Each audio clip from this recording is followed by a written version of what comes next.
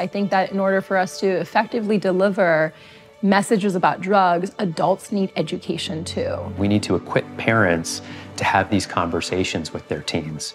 We need to help parents understand that the best way to approach their teen is from a place of curiosity and understanding and creating a safe space so that if a young person has been using substances, they feel like they can approach their parent about it, or that if they've got a friend who's struggling, they feel like they can let their parent know that. Real life comes with real stress, and we have to, as a society, prepare ourselves for that. And just like exercising our physical health, if we exercise our mental health and be prepared for the stress before it comes, we're going to be much more successful in dealing with it. And it's going to be addressing these mental health problems that I think is going to keep many young people from turning to a pill.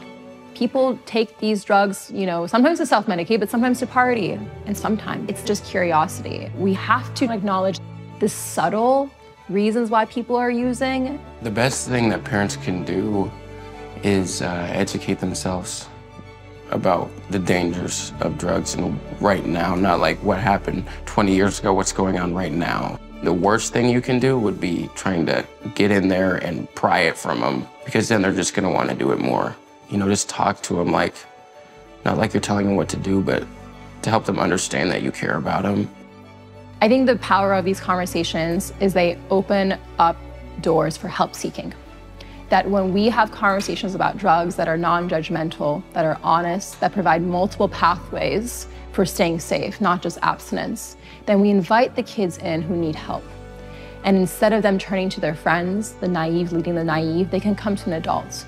Setting the stage is what's most important first, so that they know this is a safe space where they can ask questions and be open and be honest without fear of what's going to happen to them. Then I need to spend time getting to know them, and I ask questions that are curious. Have they heard about fentanyl? What do they know about it? Do they know people who use substances or fake pills or pills that they think are real that might put them in harm's way?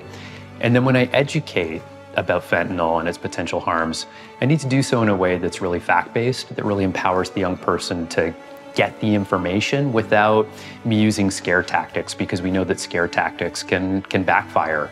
I think encouraging help-seeking behavior is really important, whether that's someone at school or someone at home.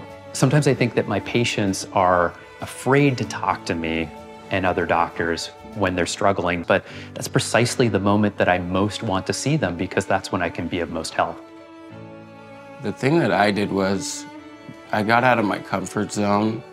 I did things that made me feel uncomfortable, talked to people, made connections with people, actually asked for support. I think that's the biggest thing, is people think asking for help is a weakness, when it's actually a strength.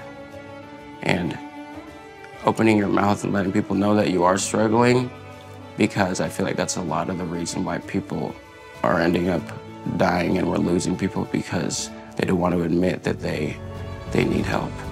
None of us asked for this crisis. None of us asked to have people we love passing away due to a preventable cause, but that is the thing about it is entirely preventable, and every single one of us can do our part by being educated and carrying materials on us that have the capacity to save lives. I think our greatest and most untapped resource in this crisis is young people themselves.